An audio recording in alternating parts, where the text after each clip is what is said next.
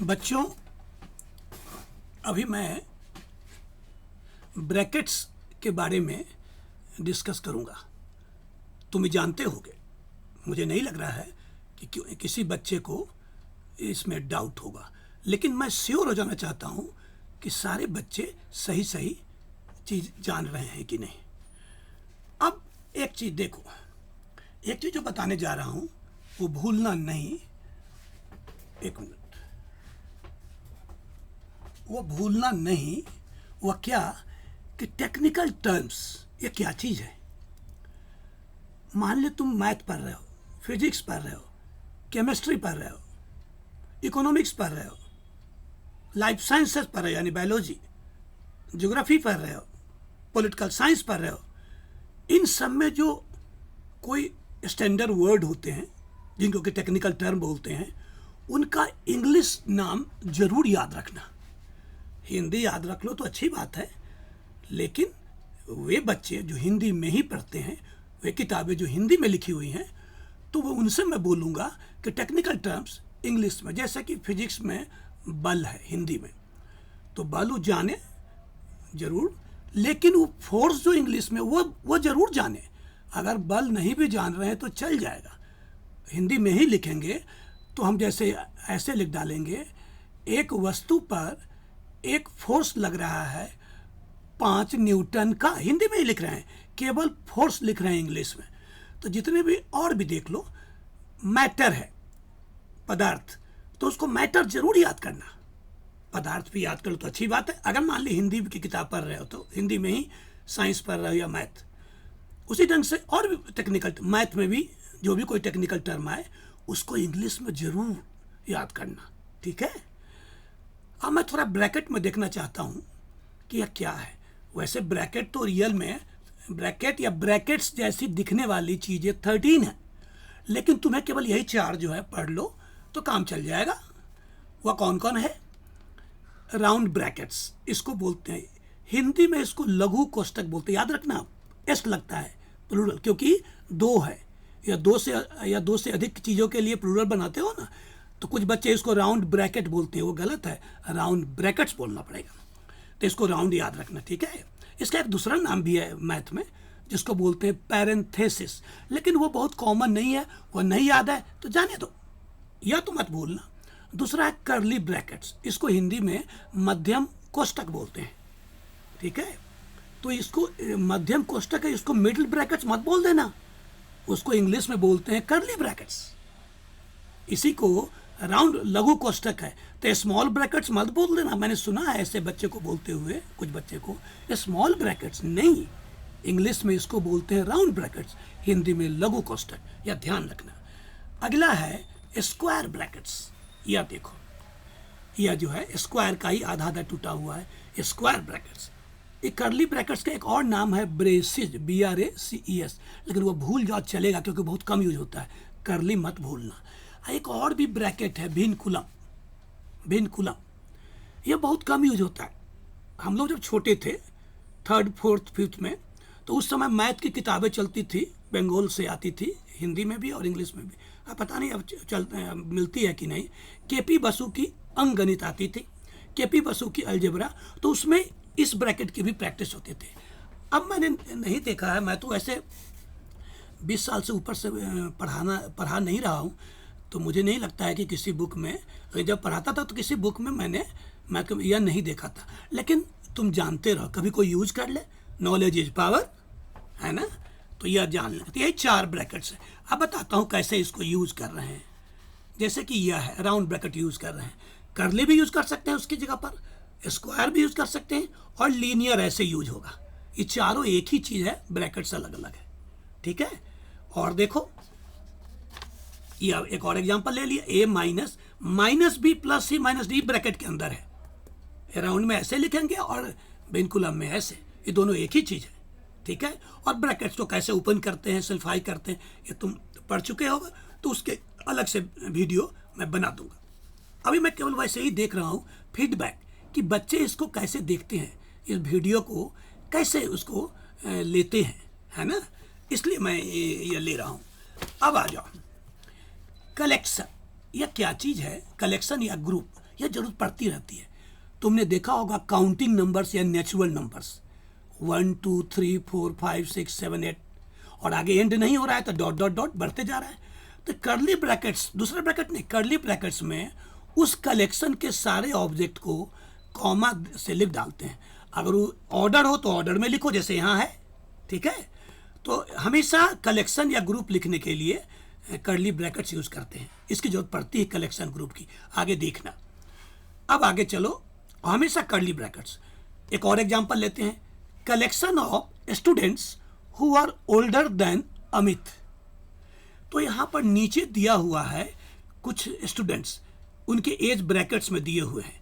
जैसे हर्षवर्धन, यह 20 years as है, अमित वो 7 ईयर्स एज है, रवि 9 ईयर्स, जैस्मिन वो 10 years, Abdul 11 years, Sophia 12 years. मालूम है सोफिया कुरैशी, इधर जो तुमने देखा होगा इंडिया और पाकिस्तान में भिड़ंत हुई थी तो सोफिया कुरैशी थी। हाँ, अब लड़कियां बड़े बड़े मिलिट्री में जा रही है और लड़ाई कॉम्बैट एयरक्राफ्ट भी चला रही है। अब ज़माना गया तो उसी वही नाम दे दिया है। तो सोफिया 12 ईयर्स की है, मरियम 6 ईयर्स की है, मिरांडा 13 ईयर्स की और पल्लव 5 ईयर्स की। अब हमारा एक कलेक्शन ऐसे बनाना है, given that following students are age old age given against their names with in brackets in years. तो अब हमें बनाना है जो ओल्डर देन अमित हो। तो अमित का एज देख लेते हैं, अमित का एज 7 है, तो 7 से बड़ा जिन सब का एज हो उनका ग्रुप या कलेक्शन बनाएंगे। तो मुझे हर्षवर्धन दिख रहा है, मुझे रवि दिख रहा है, जैस्मिन दिख रहा है, अब्दुल दिख रहा है, सब 7 से बड़े हैं, अमित से बड़ा होना चाहिए। सोफिया दिख रही है, मरियम दिख रही है, मरियम नहीं सॉरी, वो 7 से कम है, 7 से बड़ा होना चाहिए, तो मरियम छूट जाएगा। मिरांडा उसको लेना पड़ेगा, 13 है एज। पल्लव को नहीं लेना है चूँकि वो अमित 7 तक जो भी होगा उसको नहीं लेना है। तो इनमें से जो 7 से बड़े एज वाले जो हैं उनको मैंने उनका कलेक्शन बनाना था। तो हर्षवर्धन, कर्ली ब्रैकेट्स लिखते हैं, Harshvardhan, Ravi, Jasmine, Sophia, Abdul, Miranda. ठीक है, ये खांसी है, कल से फीवर हल्का था लेकिन सोचा कि आज बनाता हूँ वीडियो। क्योंकि अंजनी बाबू को मैंने उस दिन बात करी थी कि एक वीडियो बना के देखता हूँ सैंपल कैसा उन लोगों को लगता है। तो यह हो गया कलेक्शन। यह सब चीज़ ऊपर में जाओगे तो इन सबको एक अलग नाम से जानते हैं, मैं वो बताना नहीं चाह रहा हूँ। ठीक है बेटा, तो यह तुमने देख लिया, ठीक है। हाँ, यह देखो मैं दोबारा एक बार और कर देता हूँ। अब आ जाओ, अब थोड़ा सा मैं करता हूँ नंबर सिस्टम। तुम सारे जान रहे हो, मैं थोड़ा सा श्योर होना चाहता हूँ कि थोड़ा इंटरेस्टिंग चीज़ इसके जो है इनसे रिलेटेड वह बताना चाहूँगा। नंबर सिस्टम, नेचुरल नंबर्स सबसे पहला है, उसको उसमें प्राइम नंबर्स होते हैं, कंपोजिट नंबर्स होते हैं और वन न प्राइम है न कंपोजिट। बताता हूँ क्या है। मैं एक अलग से मैंने आज एक प्रिंट आउट निकाला हूँ मैं तुम्हारे लिए बेटा। यह देखो, यह देख रहे हो है ना, यह जो है यह कैमरा अच्छा नहीं है इसीलिए वाइब्रेट कर रहा है। यह देखो फ्लिक कर रहा है, फ्लिक। नंबर सिस्टम्स, तो नेचुरल नंबर्स इसी को बोलते हैं पॉजिटिव इंटीजर्स। कोई भी नंबर जो 0 से बड़ा हो उसको पॉजिटिव बोलते हैं। कोई भी नंबर जो 0 से छोटा हो, स्मॉलर देन 0, उसको बोलते हैं नेगेटिव नंबर। 0 0 0 है, 0 is neither negative nor positive, 0 0 है। तो कोई नंबर या तो 0 होगा या 0 से ग्रेटर होगा या 0 से लेस होगा, तीनों में से कोई एक होगा। अब आ जाओ, तो नेचुरल नंबर्स का है दूसरा नाम है पॉजिटिव इंटीजर्स या काउंटिंग नंबर्स। यह सब है कर्ली ब्रैकेट्स में दिखा दिया। वन अलग है और प्राइम नंबर्स हमारे यह सब है, प्राइम नंबर बोलते हैं। ध्यान से सुनना, मैं अभी लिख नहीं रहा हूँ, ब्रीफली कुछ ही चीज़ का वीडियो, मतलब जितना ब्रीफ हो सकते बना रहा हूँ। जब प्रॉपर वीडियो बनाऊंगा तो सारी चीज़ें लिखूंगा। नेचुरल नंबर या प्राइम नंबर, ध्यान से सुनना, that natural number different from one which is divisible by 1 and itself only is called a prime number। जैसे 2 है, ये 1 और 2 इन्हीं दो से डिविजिबल है, किसी थर्ड से नहीं। 3 है, या 1 और 3 इन्हीं दो से डिविजिबल है, किसी थर्ड नेचुरल नंबर से नहीं। तो ऐसे 3, 1 और 3 से, तो ये सब प्राइम नंबर। कंपोजिट बोलते हैं, ध्यान से सुनना, that natural number different from 1 which is divisible by at least 3 natural numbers, जो कम से कम 3 नेचुरल नंबर से डिविजिबल, कम से कम हो सकता है 4 से भी हो, 5 से भी हो, तो उसको कंपोजिट नंबर बोलते हैं। प्राइम नंबर को हिंदी में मैंने नेट से देखा, मैं अपने ज़माने में हिंदी में पढ़ा था, भूल गया, इसको अभाज्य संख्या बोलते हैं, और इसको यौगिक संख्या या योग रूढ़ संख्या। लेकिन तुम अगर इंग्लिश में पढ़ रहे हो तो हिंदी वाले याद करने की जरूरत नहीं है। तो कंपोजिट नंबर देखो, 4 या 1 4 से तो डिविजिबल है ही, 2 से भी है, 3 हो गए। 6 या 1 6 से तो डिविजिबल है ही, 2 से भी डिविजिबल है, 3 से भी है, तो ये सारे कंपोजिट है। 4 is the first composite number, 2 is the first prime number. 1 को हम लोग बाय डेफिनेशन रखते हैं, सारे mathematician 1 is neither prime nor composite, उसको अलग रखते हैं, क्योंकि 1 डिविजिबल है एक ही नंबर से, किससे, 1 से, तो इसको हम लोग 1 को न प्राइम के अंदर रखते हैं न कंपोजिट। 1 क्या है, न प्राइम है न कंपोजिट है, 1 1 है। अब नेचुरल नंबर से काम चल रहा है, जैसे किसी बच्चे को मैं बोलूं कि बगल वाले रूम में जितने चेयर्स है काउंट करके आओ, मैं थोड़ा हिस्टोरिकल बैकग्राउंड दे रहा हूँ, इंटरेस्टिंग बनेगी। तो बच्चा जाएगा बगल के रूम में, एडजॉइनिंग रूम में, काउंट 3 चेयर्स है तो काउंट करेगा 1 2 3, आकर बोलेगा 3 चेयर्स है, ठीक है, 3 यहाँ है। 2 चेयर्स होंगे तो 2 बताएगा, 1 है तो 1। अभी नहीं है, अभी पूरी दुनिया के लोग यही जान रहे हैं, वो बच्चा भी यही जान रहा है। लेकिन जब बगल के रूम में गया तो एक भी चेयर नहीं था। तुमने देखा होगा छोटे बच्चे को ऐसे करते हुए, लेकिन मैथ में ऐसा से तो काम चलेगा नहीं, उसका कोई नंबर होना चाहिए, है ना। तो यही 0 आया, उस एडजॉइनिंग रूम में एक भी चेयर नहीं है, तो number of chairs in the adjoining room is 0, तो 0 लाना पड़ा। तो 0 नेचुरल नंबर से अधिकतर काम चल रहे थे, इनको मिलाकर जो अब नया फैमिली है नंबर का कलेक्शन, वो होल नंबर्स हुआ। ये 0 1 2 3 सब होल नंबर्स कहलाते हैं। अब आ जाओ नेगेटिव इंटीजर्स, अब इनमें सब्ट्रैक्शन करना चाहते हैं, तो 5 - 2 कितना हो रहा है, इसी में से 5 2 3 3 इसमें है, हो रहा है, सही है। 5 - 4 1 1 यहाँ हो रहा है। 5 - 5 0 हो रहा है, इसी में। 5 - 6 वो नेगेटिव 1 होता है, -1 वो नहीं है इसमें। तो हम चाहते हैं सब्ट्रैक्शन भी वैलिड हो, कोई भी नंबर ले लें, सब्ट्रैक्शन करने पर जो नंबर बन रहा है वो इस सेट में आना चाहिए, यानी नेगेटिव नंबर हमने डाल दिया इसमें, नेगेटिव नंबर डाल दिया। तो अब ये दोनों मिलके अब नया सिस्टम बन गया, नया कलेक्शन ऑफ नंबर, इंटीजर्स। अब इस पर इसमें से कोई भी 2 नंबर ले लो, एक में से दूसरे को सब्ट्रैक्ट करो तो उसका आंसर इसी सेट से आएगा, इससे बाहर नहीं। यहाँ बाहर चला गया था, तुमने 6 - 7 5 - 6 करा था तो इससे बाहर चला गया था। तो अब ये है, हम लोग इंटीजर्स को होल नंबर्स और नेगेटिव इंटीजर्स में तो डिवाइड करते हैं 2 ग्रुप में। एक और तरीका है, इवन नंबर्स या ऑड नंबर्स, यानी that integer which is divisible by 2 is called an even number, और that integer which is not divisible by 2 is called an odd number। तो देखो यह सब 0 भी इवन नंबर है, -2 -4 2 4, और यह सब ऑड है। तो हम इंटीजर्स को ऐसे बांट सकते हैं इन 2 कैटेगरी में, या ऐसे जरूरत के अनुसार। अब इंटीजर्स से काम चल रहा था पूरी, तुमने देखा होगा यूजुअली शहर में ऐसा होता है कि एक बंदा को देखोगे अपनी साइकिल या मोटरसाइकिल के पीछे 2 मिल्क वाले कैन ढोता है, एक में गाय का दूध एक में भैंस का दूध, और घर घर जाकर दूध बेचता है। तो एक परिवार 3 लीटर रोज ले रहा था। एक दिन क्या हुआ, उस परिवार का बच्चा एक छोटा सा डॉगी, कुत्ता का बच्चा ले आया, पप्पी ले आया। अब उसके लिए भी आधा लीटर चाहिए, तो अब 3.5 लीटर चाहिए, जिसको हम लोग आज जानते हैं 3.5 लीटर। अब तो उस सब जमाने के लोग जो केवल इंटीजर जान रहे थे, 3.5 लिखना नहीं जान रहे थे, 3.5 नहीं जान रहे थे। तो अब एक समस्या हो गई बेटा, है ना। तो एक समस्या हो गई, ठीक है, तो एक समस्या हो गई। तो अब उसको कैसे करा, वो मैं अलग से लिख डालता हूं यहाँ, या देखो, हाँ यह देखो 3.5, तो 3.5 यह देखते हो, इसको तुम ऐसे भी लिखते हो 7/2, या इसको ऐसे भी लिखते हो 3.5, तो यह सब जो डालना पड़ा, यह अलग नंबर था, वह यह नंबर था नॉन इंटीग्रल रैशनल नंबर। उसको कुछ लोग फ्रैक्शनल नंबर भी बोलते हैं, जबकि वो अच्छा नाम नहीं है।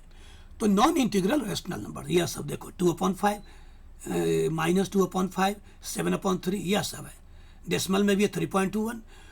इन दोनों को मिला दिया तो हो गया रैशनल नंबर। रैशनल नंबर का मतलब वह नंबर जिसको दो इंटीजर्स के रेशो में लिख सकते हो, जिसमें डिनोमिनेटर 0 ना हो। जैसे 4 है, वह रैशनल नंबर है, उसको लिख सकते हैं 4/1, या 4 और 1 दोनों इंटीजर्स है और नीचे वाला 0 नहीं है, ठीक है। 3/2 ये ऑलरेडी दो इंटीजर्स का रेशो है, तो 3/2 हो गया रैशनल। यह सब हो गया। अब इससे काम चल जा रहा था, लेकिन इंसान तो मानने वाला है नहीं। अब मैं तुम्हें बताता हूं बेटा, देखो ध्यान से, यह देखो, अब देखो, यहां देखो, रैशनल में इंटीजर्स है और नॉन इंटीजर रैशनल नंबर मैंने अभी दिखाया है, दो कैटेगरी में है, रैशनल नंबर्स और इंटीजर्स और नॉन इंटीजर रैशनल नंबर्स। या रैशनल, यहां तक हम पहुंच चुके हैं। फैमिली देखते हो, नंबर के नेचुरल नंबर से बड़ा बना दिया होल नंबर्स, होल नंबर से बड़ा बना दिया इंटीजर्स, इंटीजर से बड़ा बना दिया कुछ और ऐड करके, इंटीजर तो है ही उसको रहने दिया गया, कुछ और भी ऐड कर दिया, तो रैशनल नंबर्स। अब चलते हैं इसकी क्यों जरूरत पड़ी।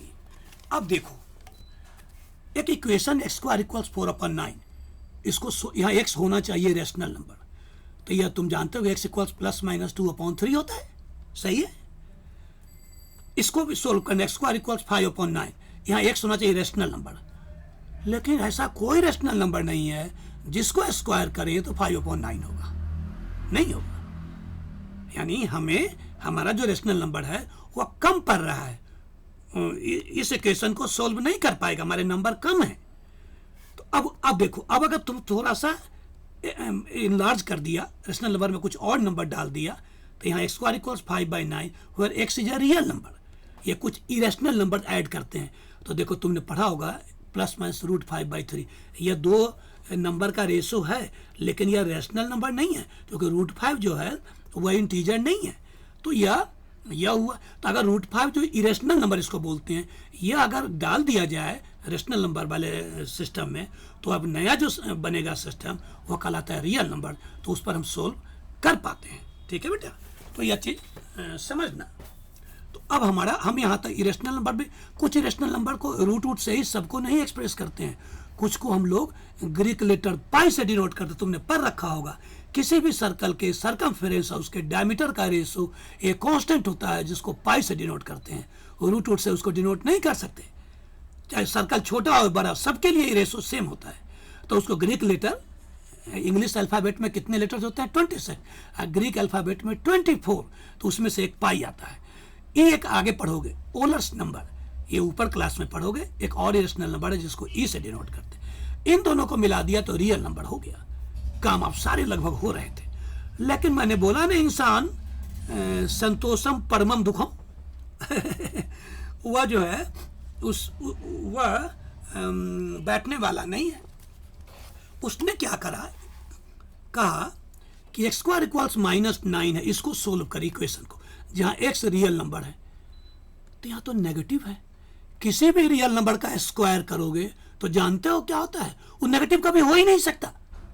किसी भी रियल नंबर, जैसे -3 का होल स्क्वायर, या कितना होगा 9, और 3 का स्क्वायर या भी 9, 0 का स्क्वायर 0, यानी किसी भी रियल नंबर का स्क्वायर या तो 0 होगा या पॉजिटिव होगा, नेगेटिव तो हो ही नहीं सकता। इसका मतलब इसको हम सोल्व नहीं कर सकते हैं ओवर रियल नंबर, क्योंकि ऐसा कोई रियल नंबर नहीं है जिसका स्क्वायर नेगेटिव हो। यानी रियल नंबर में कुछ और नंबर डाल के उसके फैमिली को बड़ा बनाना होगा। तो अब जो नया फैमिली हुआ उसको बोलते हैं कॉम्प्लेक्स नंबर। ये तुम याद नहीं रखना। कुछ बच्चे जो हैं कभी कभी बोलते हैं कि रियल नंबर को एक्सटेंड करेंगे तो क्या बोलते हैं, तो कॉम्प्लेक्स नंबर। तुम्हें जो बुक में पढ़ना होगा क्लास 10 तक, इसको इस नाम से जानते हैं, नॉन रियल नंबर्स। हाँ, तुम यह लिखना, यह मत लिख डालना, तुम्हारे एग्जाम में मार्क्स काट लेंगे, डिडक्ट कर लेंगे, कम देंगे। तुम इसकी जगह, तुम्हें ऐसा इक्वेशन आएगा जिसमें तुम्हें लिखना पड़ेगा यहाँ कि इसका सॉल्यूशन नॉन रियल नंबर है, इसका सॉल्यूशन नॉन रियल नंबर है, ठीक है। और ऊपर क्लास में जाओगे, क्लास 11 में, तो कॉम्प्लेक्स नंबर पढ़ोगे। अब तुम्हारे मन में होगा क्या फर्दर भी एक्सटेंशन की जरूरत है? तो नहीं, प्रूव कर दिया गया है, फर्दर एक्सटेंशन की जरूरत नहीं है। Every equation can be solved over complex numbers. कोई इक्वेशन नहीं बचा है जिसको हम इस पर सोल्व नहीं कर सकते। कितनी बड़ी चीज है ना। तो इसको हमें तो क्लास 10 तक यही पढ़ना है बेटा। ये सब ऐसे ही पता, कुछ बच्चे को रहता है, अच्छे बच्चे जो जिज्ञासु होते हैं कि आप बढ़ाते चले गए, क्या और भी एक्सटेंशन होता है, उनके लिए तुम केवल यह याद रखना बेटा, बस। ऐसा जो आएगा तो उसकी जगह नॉन रियल नंबर पढ़ना, ठीक है। तो यह हो गया। तो अब सारे नंबर तुम्हें मैंने बता दिए, ठीक है बेटा।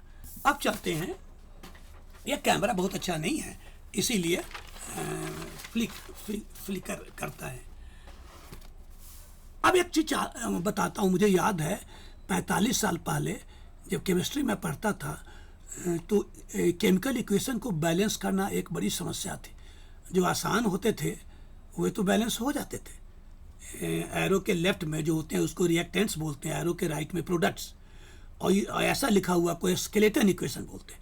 और जब उसको बैलेंस कर देते हैं तो बैलेंस्ड इक्वेशन। तो मैं कई बार हल्के तो कर लेता था, बड़े नहीं होती, मेरे लिए समस्या थी। इसके बैलेंस करने के कई हैं तरीके, वो सब अपने में मेथड इतना प्रॉब्लमेटिक है कि बच्चे परेशान हो जाते हैं।